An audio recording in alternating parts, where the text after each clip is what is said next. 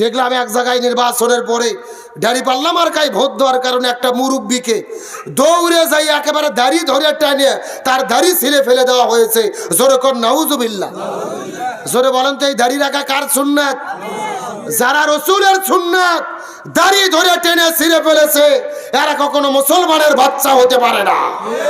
আবার দেখলাম সেই নোয়াখালীর হাতিয়াতে একটা বোন শাপলা কলিতে ভোট দেওয়ার কারণে তার স্বামীকে বেঁধে রেখে গণহারে তারে ধর্ষণ করা হয়েছে। জোরে বলেন নাউজুবিল্লাহ। আপনাদের জিজ্ঞেস করতে চাই, দাড়িপাল্লাতে ভোট দেওয়া কি অপরাধ? শাপলা কলিতে ভোট দেওয়া অপরাধ? আরে ভাই এটা তো গণতন্ত্র। যার ইচ্ছা ধানের শীষে ভোট দেবে, যার ইচ্ছা দাড়িপাল্লায় ভোট দেবে, যার ইচ্ছা শাপলা কলিতে ভোট দেবে, এটাই তো গণতন্ত্র। এই স্বাধীনতা পাওয়ার জন্যই তো আমরা 24-এর বিপ্লব করেছিলাম। কিন্তু আজকে আপনি নিজের মার্কায় ভোট দেয়নি দেখে তাকে ধরে মারবেন, বাড়ি ঘরে হামলা করবেন, দাড়ি ছিঁড়ে ফেলবেন, ধর্ষণ করবেন। পরিষ্কার করে বলতে চাই, দয়া করে নতুন করে জালেম হওয়ার চেষ্টা করবেন না। দয়া করে কেউ নতুন করে হাসিনা হওয়ার চেষ্টা করবেন না। পতিত হাসিনার থেকে শিক্ষা নেন। আবার নতুন করে যারা জালেম হতে চাবে এদেরও পরিণতি পতিত স্বৈরাচারদের চেয়ে ভয়াবহ হবে। তারেক রহমানকে ধন্যবাদ দেই, তিনি বলেছেন যারা জুলুম করবে তাদের সাথে দলের কোনো সম্পর্ক নাই, মাজলুমদের উপরে সবলের কোনো জুলুম চলবে না। তারেক রহমানকে বলি আপনি কার্যকরী পদক্ষেপ নেন। যারাই জুলুম করবে তাদেরকে গলা ধাক্কা দিয়ে দল থেকে বের করে দিয়ে পুলিশের হাতে তুলে দিতে হবে। আমরা মিলেমিশে থাকতে চাই। আর কোনো অশান্তি এই জমিনে মারামারি হানাহানি কাটাকাটি আর ঝগড়া বিবাদ দেখতে চাই। আল্লাহ তাআলা আমাদের সকলকে মিলেমিশে থাকার তৌফিক দিক। সবাই বলেন আমিন। তাহলে বলতে চাচ্ছিলাম ভাই কার জন্য মারামারি করবেন? বড় বড় নেতারা ঠিকই এক জায়গায় চা খায়, এক হোটেলে আড্ডা দেয়, আর আমরা গ্রামে সাধারণ জনগণ না বুঝে নিজেরা যুদ্ধ শুরু করি। একটা কথা মনে রাখেন, আপনি মারা যাওয়ার পরে ওই ঢাকার নেতা কিন্তু আপনারা জানাজাতে আসবে না, ওই গ্রামের ভাইয়েরাই জানাজায় আসবে, আপনার পাড়া প্রতিবেশী জানাজাতে আসবে। সুতরাং দলের জন্য প্রতিবেশীর উপরে হামলা করে ভাইয়ে ভাইয়ে যুদ্ধ বাঁধাবেন না। এগুলো বোকামি ছাড়া কিছু হতে পারে না। 215 আসনে বিএনপি জিতছে, ওরা এখন যদি জামাতের উপর হামলা করে, আবার 77 আসনে জামাত জিতেছে, ওরা যদি বিএনপির ওখানে হামলা করে, দেশে শান্তি না অশান্তি? এই জন্য বলি আমরা অশান্তি চাই না, মিলেমিশে থাকেন, দেশটা এগিয়ে নিয়ে যান। আল্লাহ সবাইকে সঠিক বুঝ দান করুক, বলে আমিন। তাকবীর দিতে আপনাদেরকে কোনো ভয় লাগে? কোনো টেনশন লাগে? আচ্ছা জোরে করে বলেন তো, তাকবীর কার? তাকবীর কি কোনো ব্যক্তির, কোনো দলের, জামাত ইসলামের, বিএনপির, আওয়ামী লীগের? তাকবীর কার? ওই আল্লাহ নিজেই বলেছে ওয়া রব্বাকা ফাকাব্বির, তোমরা আল্লাহর নামের তাকবীর দাও। তার মানে বোঝা গেল নামাজ রোজা হজ যাকাত যেমন ফরজ, আল্লাহর নামের তাকবীর দেওয়াও তেমনি রূপে প্রত্যেকটা মুসলমানের জন্য ফরজ। সুতরাং তাকবীরের বিরোধিতা যারা করে এরা কখনো মুসলমানের বাচ্চা হতে পারে না। সুতরাং আজকের মাহফিলে আলোচনা চলবে যতক্ষণ তাকবীর হবে ততক্ষণ। রাজি আছেন? রাজি আছেন তো ইনশাল্লাহ? আসেন ভূমিকা শেষ, এখন ডাইরেক্ট আলোচনা।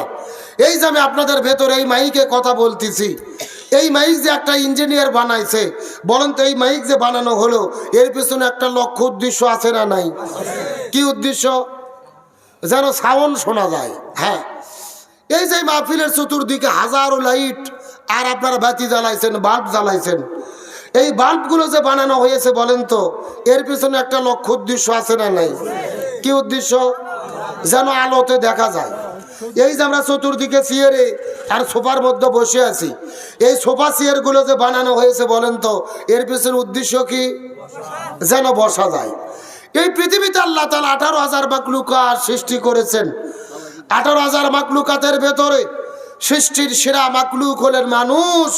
আল্লাহ তাআলা মানুষকে বড় দয়া করে, মায়ে করে, মহব্বত করে কুদরতি হাত দিয়ে আল্লাহ তাআলা সৃষ্টি করেছেন। সুবহানাল্লাহ বলেন। তাহলে আল্লাহ তাআলা মানুষ যে সৃষ্টি করলেন এর পেছনে একটা লক্ষ্য এবং উদ্দেশ্য আছে না নাই? আমার প্রিয় বন্ধুগণ, মুসলমান ভাইরা গভীর মনোযোগ লক্ষ্য করুন। কোনো দিকে নজর নাই, কোনো দিকে তাকাতাকি নাই। কোরআন হাদিসের আলোকে সম্ভব কিছু কথা বলার পরে বিদায় নিয়ে চলে যাওয়ার চেষ্টা করব। আল্লাহর 8,000 মাখলুকাত সৃষ্টি করলেন, তার মধ্যে সৃষ্টির সেরা মাখলুক হলেন মানুষ। আল্লাহ তাআলা মানুষকে জমিনের মধ্যে কেন সৃষ্টি করলেন এই বিষয়টা বোঝানোর জন্য 1450 বছর আগে কোরআনুল কারীমের ভেতরে সূরা বাকারার 21 নম্বর আয়াতের মধ্যে আল্লাহ তাআলা কত চমৎকার করে বলেন।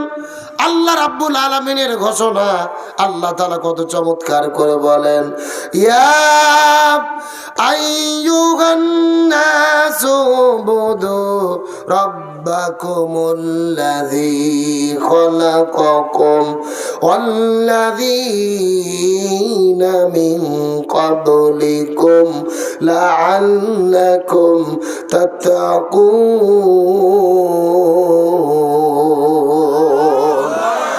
আর জোরে বলেন আল্লাহু আকবার। আল্লাহ রাব্বুল আলামিন বলে, হে পৃথিবীর মানুষেরা গভীর মনোযোগ, আমি তোমাদেরকে সৃষ্টি করেছি, তোমাদের পূর্ববর্তীদেরকেও সৃষ্টি করেছিলাম। এর পেছনে কারণ হলো যেন তোমরা আমি আল্লাহ আমার ইবাদত করার মাধ্যমে যেন তোমরা মুত্তাকি হতে পারো। তাহলে আল্লাহ আমাদের সৃষ্টি করলেন কার ইবাদত করার জন্য?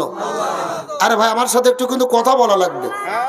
আমি অন্য ধরনের বক্তা, আমি ওয়াজ করব আর আপনারা ঘুম পারবেন এই সুযোগ নেই। আমি যতক্ষণ ওয়াজ করবো আমার সাথে আপনাদেরও করা লাগবে। রাজি আছেন? লেখা দিয়েছেন তাফসির মাহফিল। তাফসির মাহফিল মানে কি? কোরআনের একটা ক্লাস।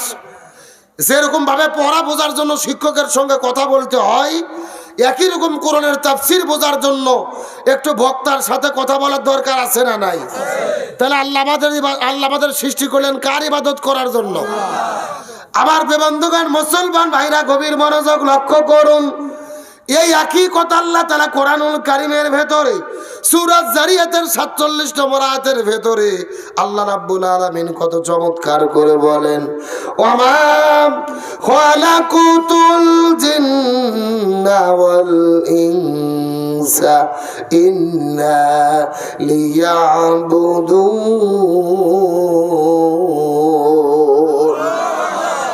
আল্লাহ বলতেছে আমি মানুষ এবং জিনকে সৃষ্টি করেছি একমাত্র কেবলমাত্র আমি আল্লাহ আমার ইবাদত করার জন্য।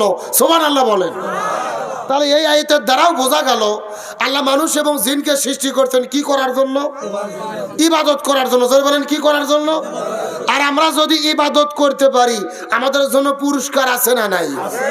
এ মুসলমান ভাইরা গভীর মনোযোগ, ইবাদত যারা করবে আল্লাহ তাআলা তাদের কি পুরস্কার দেবেন এটাও আল্লাহ তাআলা কোরআনুল কারীমের ভেতরে কত চমৎকার করে বলেন, ইয়া আইয়াতুহান নাফসুল মুতমাইন্না ইরজিই ইলা রাব্বিকা রাদিয়াতাম মারদিয়া ফাদখুলি ফি ইবাদি ওয়াদখুলি জান্নাতি। আল্লাহ বলতেছে যারা আমি আল্লাহ আমার ইবাদত করবে আমি তাদেরকে সরাসরি জান্নাতে ঢুকাইয়া দেব। সুবহানাল্লাহ বলেন। আমরা আল্লাহর জান্নাত পেতে চাই কি চাই না? তাহলে জান্নাতে যদি যেতে চাই কার ইবাদত করা লাগবে? বাস এতক্ষণ পর্যন্ত আলোচনা করে আমরা আজকের আলোচনার বিষয় বা সাবজেক্ট ঠিক করলাম। আজকে আমাদের আলোচনার বিষয় হলো ইবাদত। জোরে বলেন আলোচনার বিষয় বা সাবজেক্ট কি? আরে ভাই ওয়াজ শোনার আগে বিষয় ঠিক করতে হবে। বাংলাদেশে মাহফিল কম হচ্ছে না। এমনও বক্তা আছে 1 লাখ টাকা 1.5 লাখ টাকা দিয়ে হেলিকপ্টারত করে ভাড়া করে আনতে হয়। ওয়াজ করে কান্নাকাটি করে শ্রোতাদেরকে শুতে থুয়ে চলে যায়। পরের দিনে গল্প হচ্ছে বাজারে, কেবা চাচা গতকাল ওয়াজ কেমন হলো? চাচা বলতেছে ওয়াজ হয়েছে ফাটাফাটি। তখন প্রশ্ন করা হলো গতকাল কি বিষয়ে ওয়াজ হয়েছে? চাচা বলতেছে তা তো মনে নাই। এমন শ্রোতা আছে না নাই? পরীক্ষা ভালো দিচ্ছেন, খাতার ভেতরে নামও লেখেননি, রোল নম্বরও লেখেননি, পাস না ফেল। তার মানে বোঝা গেল ওয়াজ শোনার আগে সাবজেক্ট ঠিক করতে হবে। তাহলে জোরে বলেন আজকের আলোচনার বিষয় কি? জীবনের সবচাইতে গুরুত্বপূর্ণ সাবজেক্ট। তার কারণে ইবাদত যদি আমরা না বুঝি আমাদের জীবনটাই ধ্বংস হয়ে যাবে। শেষ পর্যন্ত থাকবেন তো ইনশাআল্লাহ? কারা কারা থাকবেন না একটু হাত তোলেন। হ্যাঁ এইবার বোঝা গেল এরা কয় নম্বর শ্রোতা। আচ্ছা সত্য সত্য শেষ পর্যন্ত থেকে আখিরি মোনাজাত করে কারা কারা যেতে চান একটু টান টান করে হাত তুলে দেখান তো দেখি। লিল্লাহি তাকবীর। এ সাউন্ড হাত উঠান দেখি, মুরব্বি মুরব্বি মুরব্বি হাত উঠান, হাত উঠান ছেলে, হাত উঠান দেখে সবাই একটু গোলা কাকার দান তো দেখে। লিল্লাহি তাকবীর। আল কোরআনের আলো, আল হাদিসের আলো, দুনিয়ার মুসলিম ইসলামের শত্রুরা লিল্লাহি তাকবীর। আলহামদুলিল্লাহ বলেন। আপনারা সবাই কিন্তু হাত তুলে ওয়াদা করলেন শেষ পর্যন্ত থাকবেন। এখন না থাকে যদি উঠে চলে যান, ওয়াদা ভঙ্গ করা কিসের লক্ষণ? আপনারা কি মুনাফিক হতে চান? মুনাফিক হতে চান কি চান না, এটা আখেরি মোনাজাতের আগে বোঝা যাবে। আল্লাহ তাআলা শেষ পর্যন্ত আমাদের থাকার তৌফিক দান করুক, বলেন আমিন।